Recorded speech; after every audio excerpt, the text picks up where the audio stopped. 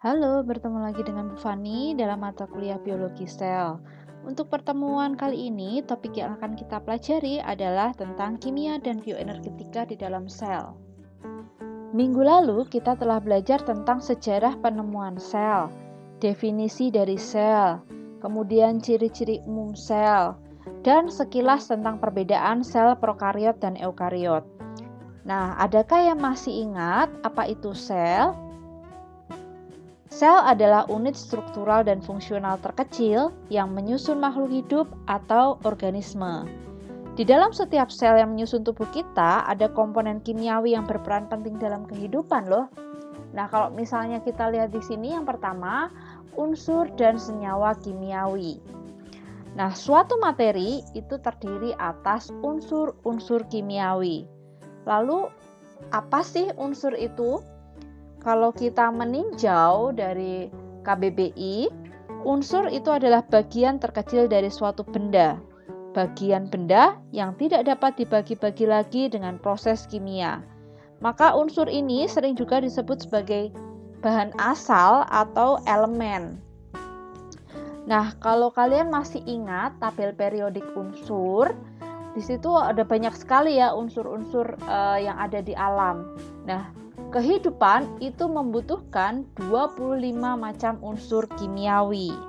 Nah, contoh-contoh unsur itu kalau di tabel periodik itu ya ada hidrogen, oksigen, nitrogen, besi, aluminium, dan lain sebagainya. Selanjutnya adalah atom dan molekul.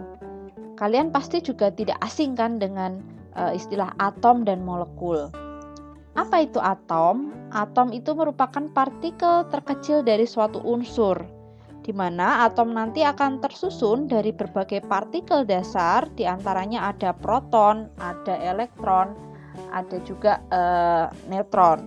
Nah, struktur atom ini nantinya akan menentukan perilaku dari suatu unsur. Nah, atom-atom ini akan bergabung melalui ikatan kimia untuk membentuk suatu molekul. Nah, ikatan kimia di sini ini perlu digarisbawahi bahwa ikatan kimia ini ada yang lemah, ada yang kuat. Ikatan kimiawi yang lemah ya, ini nantinya akan memiliki peran penting pada proses atau reaksi kimia yang terjadi di dalam sel, sehingga nanti dia berperan penting pada kelangsungan kehidupan. Nah, pentingnya di mana? Jadi agar suatu reaksi kimia itu dapat berlangsung, ya, dia ini misalnya ya perubahan dari senyawa A menjadi senyawa B, maka perlu ada proses pemutusan dan pembentukan ikatan kimia yang baru. Ya, pemutusan ikatan lama, pembentukan ikatan kimia yang baru. Kalau semua ikatannya kuat, maka reaksi kimia ini tidak dapat berlangsung. Ya, karena terlalu kuat untuk diputuskan, sehingga tidak ada perubahan dari senyawa A menjadi senyawa B.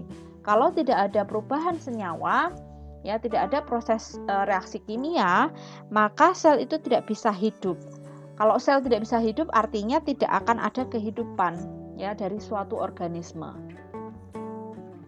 Ini adalah gambar tabel periodik unsur, di mana seperti yang kita ketahui dalam tabel periodik unsur itu terdapat 92 unsur yang ada di alam. Nah, dari 92 unsur itu, elemen utama atau unsur utama dalam sel itu diberi highlight. Jadi yang warnanya merah, warnanya biru, kemudian hijau dan juga kuning, ini merupakan elemen utama yang terdapat di dalam sel. Jumlahnya ada 25 macam unsur. Dari 92 unsur yang ada di alam tadi, 25 unsur ini menyusun kehidupan. 4 diantaranya itu menyusun 96,5% berat dari suatu organisme. Nah, 4 diantaranya itu apa saja? Itu ada karbon atau C, kemudian hidrogen, di sini lambangnya H, nitrogen, dan juga oksigen. Atom dari unsur-unsur ini dihubungkan oleh ikatan kovalen membentuk molekul. Jadi ikatan kovalen itu merupakan ikatan yang terbentuk bila ada dua atom itu saling menggunakan sepasang elektronnya ya secara bersama-sama. Dan ikatan kovalen ini merupakan ikatan yang paling kuat. kalau kita lihat keterangannya di poin ketiga, jadi ikatan kovalen ini biasanya 100 kali lebih kuat daripada energi termal di dalam sel. Jadi apa itu energi termal? Energi termal itu biasanya adalah energi yang ada pada makhluk hidup. Tubuh manusia itu akan menghasilkan sejumlah besar energi termal yang sebenarnya merupakan transformasi dari energi yang diperoleh dari makanan. Nah, energi yang diperoleh dari makanan ini ditransformasikan paling banyak sekitar 20%. Digunakan untuk melakukan kerja ya atau usaha. Sisanya 80% itu ditransformasikan dalam bentuk energi termal. Jadi ikatan kovalen itu 100 kali lebih kuat daripada energi termal di dalam sel. Sehingga ini akan sangat sulit untuk dipisahkan oleh gerakan termal. Dan karena dia ini cukup kuat, biasanya hanya dapat diputuskan oleh reaksi kimia tertentu dengan atom ataupun molekul lain. Jadi biasanya bisa juga dengan reaksi-reaksi enzimatis. Selain ikatan kovalen yang terdapat di dalam sel, suatu organisme hidup itu juga memiliki ikatan non-kovalen. Nah, ikatan non-kovalen ini biasanya lebih lemah daripada ikatan kovalen. Jadi dua molekul berbeda dapat terikat bersama oleh ikatan non-kovalen yang lebih lemah. Kemudian ikatan non-kovalen ini punya peran penting dalam berbagai situasi di mana molekul itu harus mengalami asosiasi dan disosiasi dengan cepat. Fungsinya untuk apa ya? Agar dia nantinya bisa menjalankan fungsi biologis. Contohnya, misalnya dalam proses sintesis protein atau perombakan glukosa dan lain sebagainya. Itu kan ada proses asosiasi dan disosiasi. Kalau misalnya tidak ada ikatan non-kovalen, jadi semuanya hanya ikatan kovalen, maka ini akan sulit untuk mengalami asosiasi dan disosiasi. Efeknya nanti sel tidak bisa hidup karena tidak ada proses sintesis, tidak ada proses perombakan untuk penghasilan energi dan lain sebagainya. Kalau kita lihat gambar di depan ini, setiap ikatan di dalam sel itu memiliki kekuatan yang berbeda-beda.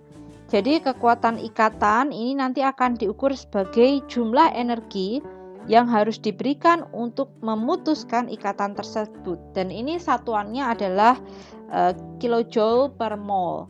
Jadi ini kJ ya kalau di sini. Nah, semakin besar kekuatan suatu ikatan, maka semakin besar pula energi yang harus dikeluarkan atau diperlukan untuk memutuskan ikatan tersebut.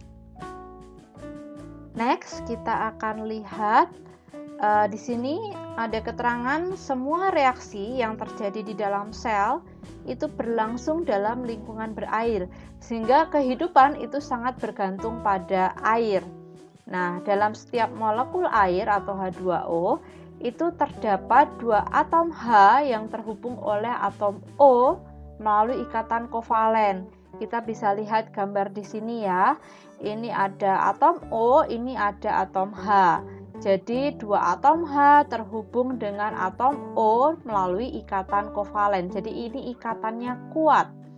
Nah, molekul-molekul air dihubungkan melalui ikatan hidrogen. Jadi ini molekul air, ini molekul air, ini molekul air, ini molekul air. Antara molekul-molekul air ini akan terhubung atau dihubungkan melalui ikatan hidrogen. Nah, ikatan hidrogen ini lebih lemah dibandingkan ikatan kovalen, sehingga nantinya akan mudah dipisahkan dengan gerakan termal acak. Gerakan termal acak ini akan mencerminkan energi termal molekul tersebut. Air atau H2O ini merupakan senyawa polar karena memiliki momen dipol, di mana atom oksigen di sini ini cenderung bermuatan negatif atau dipol negatif, dan atom hidrogen itu cenderung bermuatan positif. Momen dipol ini juga menyebabkan molekul air dan juga senyawa polar lainnya itu dapat saling tarik-menarik, sehingga bisa membentuk ikatan hidrogen. Next, kita akan lihat keterangan di sini. Molekul seperti alkohol yang mengandung ikatan polar itu dapat membentuk ikatan hidrogen dengan air, ya, seperti yang sudah saya jelaskan di slide sebelumnya. Molekul-molekul seperti ini akan mudah terlarut di dalam air sehingga disebut juga sebagai molekul hidrofilik atau molekul yang suka dengan air. Nah, sebagian besar molekul di lingkungan berair di dalam sel itu sifatnya hidrofilik. Jadi sifatnya suka dengan air, termasuk ini ada gula, kemudian DNA, RNA, dan sebagian besar atau mayoritas protein di dalam sel. Molekul hidrofobik atau molekul yang tidak suka air, ini mudah ya kalian mengingatnya. Fobik itu dari kata fobia. Jadi kalau hidrofobik itu seperti takut air ya. Hidrofobia, jadi dia tidak suka air. Ya, jadi molekul-molekul hidrofobik sebaliknya itu tidak bermuatan dan hanya sedikit atau tidak membentuk ikatan hidrogen sama sekali ya dengan air. Oleh karena itu tidak larut di dalam air. Nah, di sini ini ada penjelasan singkat mengapa dan bagaimana air itu bisa melarutkan suatu zat. Sebenarnya ini sama ya seperti yang sudah saya jelaskan sebelumnya. Artinya kalau misalnya zat itu sama-sama senyawa yang polar, dia punya momen dipol, bisa membentuk ikatan hidrogen, maka dia akan mudah larut dalam air. Nanti bisa kalian pelajari sendiri, ini akan saya skip. Sekarang kita akan lihat lebih detail lagi, lebih jauh lagi, ikatan non-kovalen apa saja yang terdapat di dalam sel. Jadi ini hanya garis besarnya saja. Ada 4 tipe daya tarik menarik atau ikatan non-kovalen yang menyatukan suatu molekul di dalam sel. Yang pertama adalah daya elektrostatik atau biasa juga disebut atau dikenal sebagai ikatan ionik. Yang kedua adalah ikatan hidrogen. Yang ketiga adalah daya van der Waals. Dan yang keempat adalah hydrophobic force. Kita bahas satu persatu. Yang pertama, daya elektrostatik atau ikatan ionik. Jadi ikatan ionik ini merupakan ikatan yang terjadi akibat adanya serah terima elektron sehingga nanti membentuk ion positif dan ion negatif yang konfigurasi elektronnya itu sama ya dengan gas mulia. Ini contohnya adalah ikatan yang terbentuk antara Na dan Cl ya, NaCl. Yang kedua adalah ikatan hidrogen. Ikatan hidrogen itu sendiri merupakan gaya tarik antar molekul yang terjadi antara atom hidrogen yang terikat dengan atom yang sangat elektronegatif dan juga pasangan elektron bebas dari atom yang sangat elektronegatif lainnya. Nah, atom yang sangat elektronegatif itu contohnya apa saja? Ada N, ada O, ada F juga. Nah, untuk contoh ikatannya ini misalnya NH, kemudian OH, kemudian FH, dan ini sifatnya sangat polar. Ketiga ada daya van der Waals. Jadi daya van der Waals itu adalah daya antar molekul yang berdekatan. Nah, ini interaksinya ini dipol-dipol dan sebenarnya merupakan daya atau gaya yang paling lemah dan paling sering ditemui pada semua zat kimia. Yang terakhir adalah hydrophobic force. Jadi hydrophobic force itu merupakan interaksi yang terbentuk dari residu-residu nonpolar. Artinya ini adalah residu-residu yang tidak mudah larut dalam air. Jadi sifatnya hidrofobik. Nah, yang secara termodinamika residu-residu nonpolar ini akan berkumpul untuk menghindari interaksinya dengan air. Oke, kita lanjutkan ya. Beberapa molekul polar atau molekul yang dia ini mudah larut dalam air ya, yang sifatnya hidrofilik akan membentuk asam dan juga basa di dalam air. Nah, di sini contohnya ada asam asetat ya, di mana dalam air dia akan mudah larut ya, akan terlarut membentuk ion asetat dan juga ion hidronium dan ini sifatnya asam. Contoh lain adalah kalium hidroksida misalnya. Di dalam air dia akan larut, kemudian membentuk ion kalium dan juga ion hidroksida. Dan ini sifatnya basa. Next, kita tadi sudah bahas macam-macam ikatan di dalam sel, kemudian reaksinya di dalam lingkungan berair. Nah, kalau kita lihat lebih jauh, kita abaikan air dan juga ion-ion anorganik, maka akan muncul pertanyaan, sebenarnya apa sih kelas utama dari molekul di dalam sel? Nah, ternyata hampir semua molekul di dalam sel itu tersusun dari karbon. Jadi karbon ini menonjol pada semua senyawa. Sekarang kita akan bahas tentang senyawa karbon. Setiap atom karbon itu dapat bergabung dengan atom karbon yang lain melalui ikatan kovalen CC yang sangat stabil. Nah, ikatan ini dapat membentuk rantai maupun cincin yang nantinya akan menghasilkan suatu molekul yang besar dan juga kompleks tanpa batas. Jadi suatu organisme seperti manusia ini penuh dengan rantai karbon sebenarnya. Nah, senyawa karbon yang dibuat oleh sel itu disebut sebagai molekul organik. Sedangkan molekul lainnya itu disebut sebagai molekul anorganik.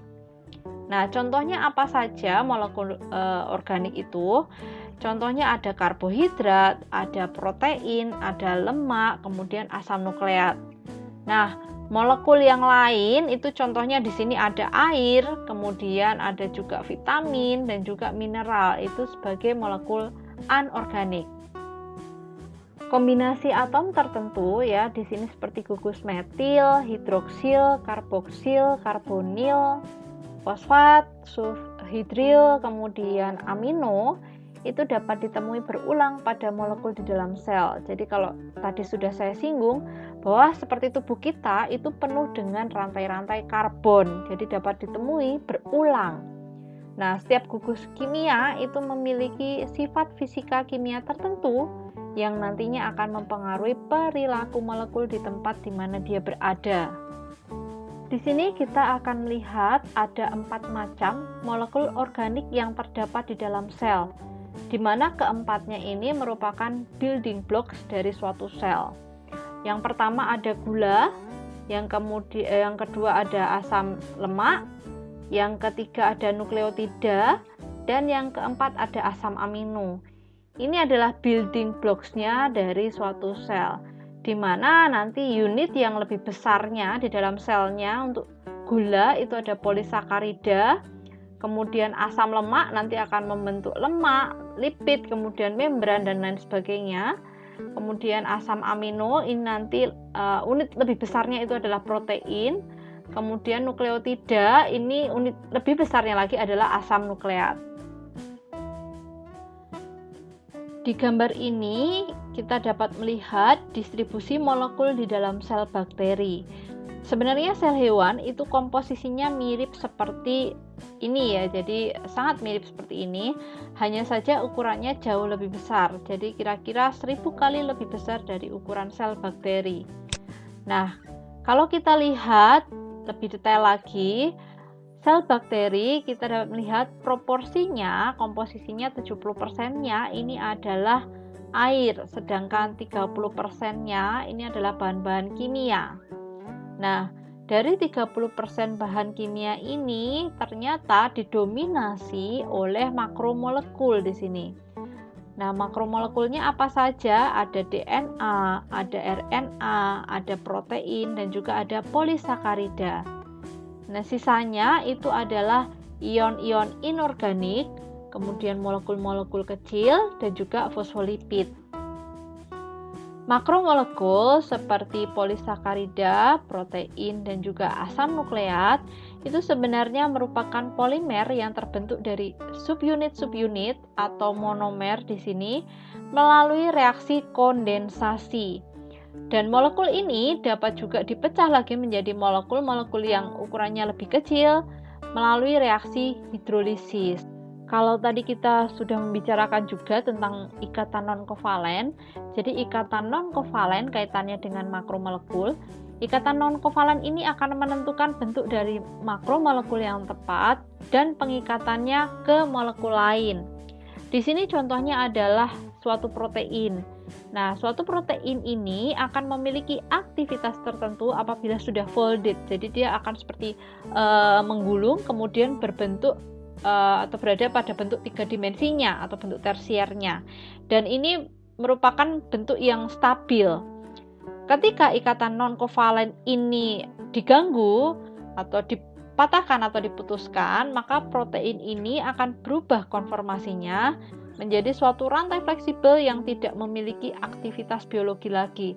Jadi ini penting ya, peranan ikatan kovalen itu dalam suatu makromolekul. Dari yang tadinya itu hanya suatu rantai panjang, kemudian dengan adanya ikatan kovalen dia bisa folded ya proteinnya, kemudian memiliki aktivitas tertentu. Molekul-molekul kecil atau subunit-subunit, contohnya seperti gula, asam amino, kemudian nukleotida, itu dapat terikat secara kovalen membentuk makromolekul. Ya, contohnya ada RNA, ada protein dan lain sebagainya. Di mana nanti makromolekul-makromolekul ini dapat berikatan dengan makromolekul yang lain atau molekul-molekul lain dengan ikatan non-kovalen, sehingga nanti akan terbentuk suatu molekul kompleks yang ukurannya lebih besar. Nah, di sini ini contohnya ada ribosom. Jadi ribosom itu terbentuk dari sekitar 90 makromolekul ya, terdiri dari protein dan juga molekul RNA.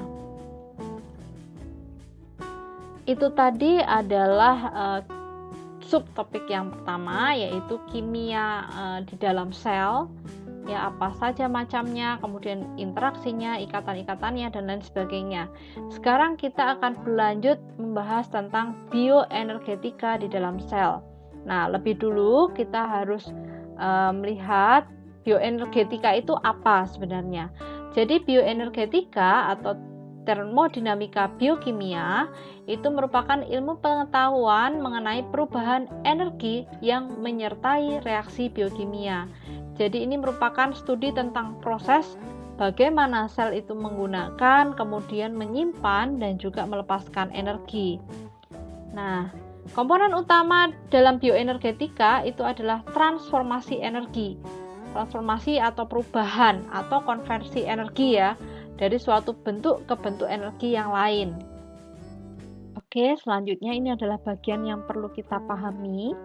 Jadi sistem non-biologik atau yang tidak hidup ya, non-biologik, bukan makhluk hidup, itu dapat menggunakan energi panas untuk melangsungkan kerjanya, di mana energi panas ini dapat diubah menjadi energi mekanis atau energi listrik.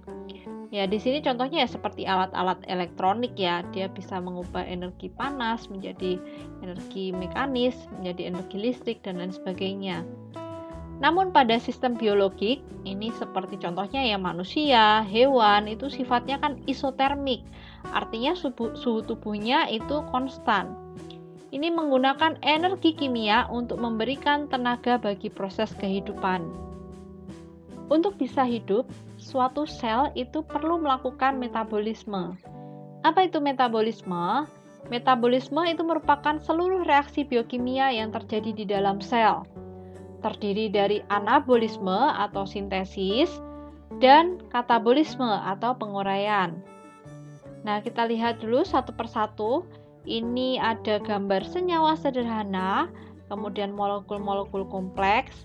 Di sini ada panah anabolisme dan di bawah ada panah katabolisme. Jadi yang dimaksud anabolisme adalah pembentukan molekul kompleks dari senyawa-senyawa sederhana, di mana pada prosesnya ini merupakan reaksi endergonik. Artinya dia memerlukan energi untuk melakukan proses tersebut, ya, memerlukan ATP atau energi. Nah, ini contohnya adalah sintesis senyawa-senyawa organik. Contohnya sintesis lemak, protein, dan lain sebagainya. Yang kedua adalah katabolisme. Katabolisme adalah penguraian molekul-molekul kompleks menjadi senyawa-senyawa sederhana. Dan reaksinya ini merupakan reaksi eksergonik. Artinya dia akan menghasilkan energi atau ATP. Nah, contoh dari katabolisme itu adalah proses respirasi seluler seperti glikolisis, siklus Krebs, dan juga fosforilasi oksidatif. Nah, baik anabolisme maupun katabolisme ini merupakan reaksi reduksi dan juga oksidasi. Jadi seringkali hasil akhir dari anabolisme itu merupakan senyawa pemula untuk proses katabolisme. Next, kita lanjutkan. Untuk mempertahankan proses kehidupan, maka organisme itu mendapatkan suplai energi bebas dari lingkungan. Yang dimaksud dengan energi bebas itu merupakan energi dalam suatu sistem yang tersedia untuk melakukan suatu kerja. Nah, untuk organisme autotrofik itu merupakan organisme yang mampu menyediakan atau menyintesis makanannya sendiri. Di sini contohnya itu adalah tumbuh-tumbuhan hijau. Dia memperoleh energi bebasnya dari mana? Dari cahaya matahari. Yang kedua adalah organisme heterotropik. Ini merupakan organisme yang memanfaatkan bahan-bahan organik sebagai makanannya. Dan dari mana bahan tersebut disediakan? Ya dari organisme lain. Contohnya manusia, hewan itu menggunakan energi bebas dari apa yang dia makan. Ini adalah gambaran proses pembentukan energi atau di sini ATP ya pada sel tumbuhan. Tapi kita nanti akan bahas pada pertemuan yang lain ya. Jadi kita akan bahas lebih mendetail. Kemudian ini juga gambar skema pembentukan energi atau ATP pada sel hewan. Ini juga nanti akan kita bahas dalam topik yang terpisah. Jadi nanti pembentukan ATP pada sel hewan kita bahas terpisah, pada sel tumbuhan juga kita bahas terpisah. Fosfat berenergi tinggi atau contohnya di sini adalah ATP, itu memegang peranan penting dalam bioenergetika. Jadi ATP sendiri itu merupakan suatu nukleotida trifosfat yang mengandung adenin, kemudian ribosa dan juga 3 gugus fosfat. Fosfat berenergi tinggi, contohnya ATP, itu memegang peranan penting dalam bioenergetika. ATP sendiri merupakan suatu nukleotida trifosfat yang mengandung adenin, kemudian ribosa, dan 3 gugus fosfat. Nah, peranan ATP itu nanti sebagai pembawa energi terletak pada gugusan trifosfat yang mengandung 2 ikatan fosfoanhidrin, di mana nantinya hidrolisis dari ikatan fosfoanhidrin ini akan melepaskan banyak energi bebas. Nah, pada semua proses, ATP itu memegang peranan utama dalam pemindahan energi bebas dari proses-proses eksergonik ke proses-proses energonik. Jadi kalau kita lihat skemanya ini seperti ini ya. Nah, kita sudah sampai di akhir materi untuk hari ini. Semoga penjelasan yang saya sampaikan dapat dipahami dengan baik. Sampai jumpa pada topik kita selanjutnya. Terima kasih.